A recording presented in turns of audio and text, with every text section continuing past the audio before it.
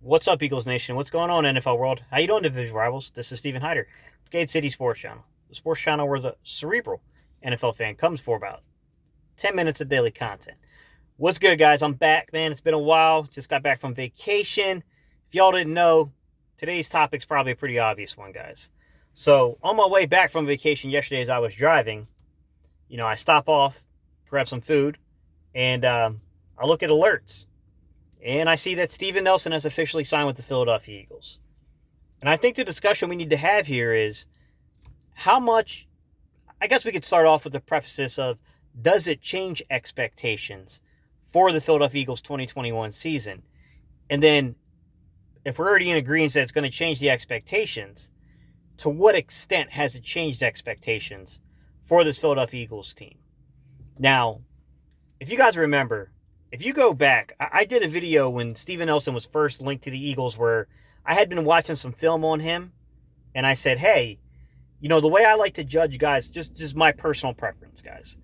I like to look at your worst game. I want to see your worst game of the season because I need to see you at your worst in order to set like a reasonable expectation for a player, right?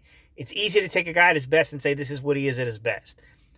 I tend to want to see a guy at his worst and then from there be able to like bring my expectations in line with that, right? So when I looked at Steven Nelson's worst game, it was clearly against Buffalo from last season. It was later in the year.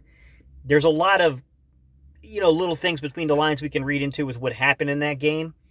Steven Nelson a couple weeks earlier had missed some time due to an injury. But the tough game is that the game prior to the Buffalo game, he had one of his best games of his, of the season. And then he comes into Buffalo, and I'll be honest with you guys, Gabriel Davis burned him. Now, in saying all this, guys, this is what I'll say. The reason I'm bringing this up is I was trying to judge, am I dealing with a player that's injured?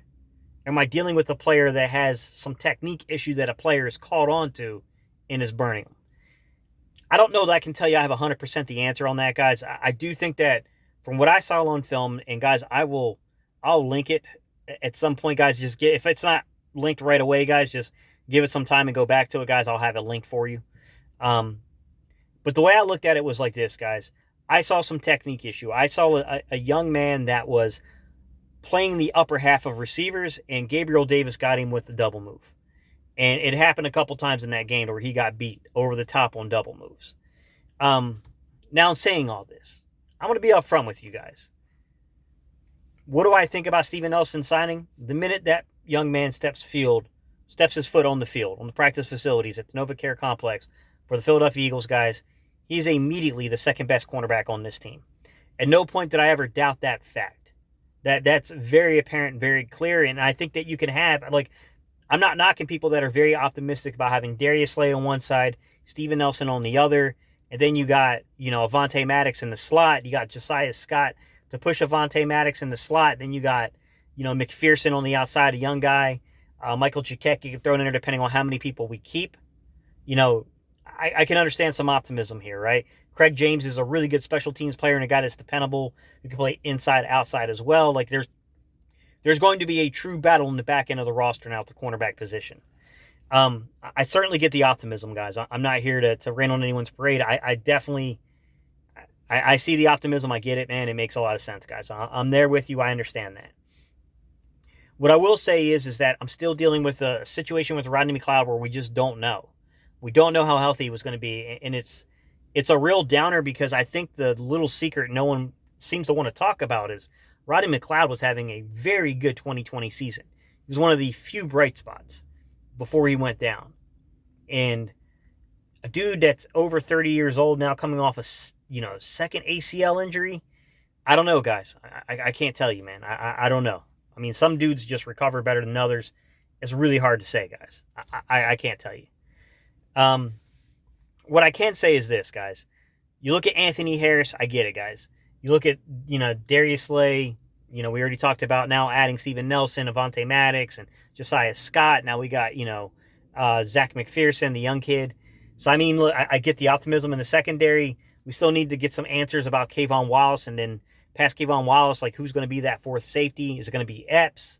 Is it going to be Graylin Arnold? Like, how's that going to shake out, right? I mean, the secondary certainly is a lot better today than it was 3 days ago, 2 days ago, whatever, Friday night. What happened Sunday night compared to where we sat at Friday night is a big difference. Granted, my expectations is this. It's a new system. I want to see a system to where we allow guys to go out there and make plays on the football. Steven Nelson is not a big guy. He's not the guy that, if you thought of a Jonathan Gannon corner from his stays in Minnesota in his time in Indianapolis, it's not, he's not the guy I would have thought of. They list him at 5'11", a little more like 5'10". Very similar to Zach McPherson, I should say, is very similar to him in build and makeup. He plays aggressive. He's an aggressive corner, guys. He will fight back to the football. That is one positive thing I saw from his films. I saw a guy that was very much willing to fight back to the football, but this is not a big, boundary side corner. This is not a 6-foot-plus guy with, almost 80-inch wingspan. You want to get a guy above about 76, 77, He's not that guy, right? He's not a 32-inch or more reach in the arms. He's not that type of corner. That's not who he is, guys.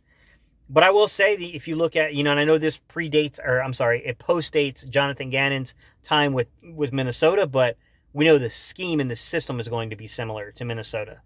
But they use Mackensie Alexander out there in Minnesota, right? Mackensie Alexander is a guy that's kind of like an Avonte Maddox, a Zach McPherson, a Josiah Scott, a Steven Nelson. He's not a big guy. Green Bay. Green Bay's got, they got their own version out there with a shorter corner that, plays a big role for them out there, So, I mean, there is a part in this league for guys like that are not the biggest guys in the world that, with proper fundamentals and just, ferocious play, they can succeed. And, look, we're no stranger to shorter corners either, guys. I mean, some of y'all might be a little young, so y'all might not know this name, but some of my old heads out here, y'all know this name. You guys should remember Mark McMillan. Mark McMillan, Mighty Mouse. 5'7" man. Hey, he played, major role on the Eagles back in the mid-90s, guys. We'll see how this works out, guys. And I'm not calling, guys, don't confuse this. Steven Nelson is not Mark McMillan. Mark McMillan was much smaller than Steven Nelson, but I'm just making a point that shorter guys have made it in the league before playing outside. It's going to be exciting, man. I still got some question marks personally about what to think about linebacker.